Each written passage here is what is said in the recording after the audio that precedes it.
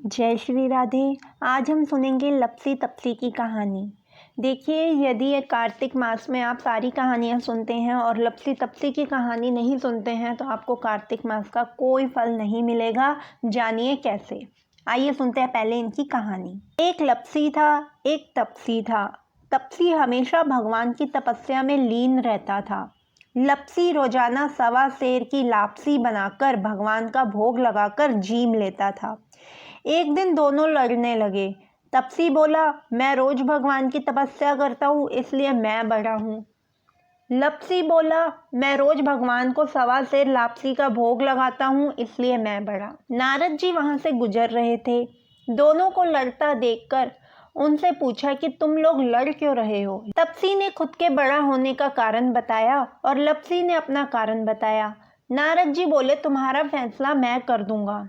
दूसरे दिन लप्सी और तप्सी नहाकर अपनी रोज की भक्ति करने आए तो नारद जी ने छुपकर 1.25 करोड़ रुपए की एक एक अंगूठी उन दोनों के आगे रख दी। तप्सी की नज़र जब अंगूठी पर पड़ी तो उसने चुपचाप अंगूठी उठाकर अपने नीचे दबा ली। लप्सी की नज़र अंगूठी पर पड़ी लेकिन उसने ध्यान नहीं दिया। भगवान को भोग लगाकर लापसी खाने लगा। नारद जी सामने आए तो दोनों ने पूछा कि कौन बड़ा। तो नारद जी ने तप्सी से खड़ा होने को कहा।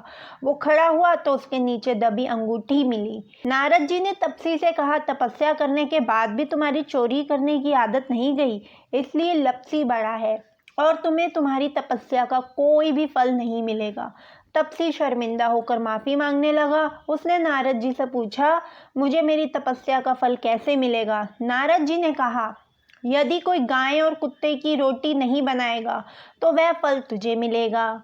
यदि कोई ब्राह्मण को भोजन करवाकर दक्षिणा नहीं देगा तो उस कार्य का फल तुझे मिलेगा। यदि कोई साड़ी के साथ ब्लाउज नहीं देगा दान में तो उसका फल तुझे मिलेगा। यदि कोई दिए से दिया जलाएगा तो उसका फल तुझे मिलेगा। यदि कोई कार्तिक की सारी कहानी सुने लेकिन तुम्हारी कहानी नहीं सुनेगा तो फल सारा तुम्हें मिलेगा। उसी दिन से हर व्रत कथा, हर कहानी के साथ लप्सी तप्सी की कहानी भी सुनी और कही जाती है। बोलो लक्ष्मी नारायण भगवान की जय। नमः पार्वती पते हर हर महादेव। जय जय श्री राधे श्याम।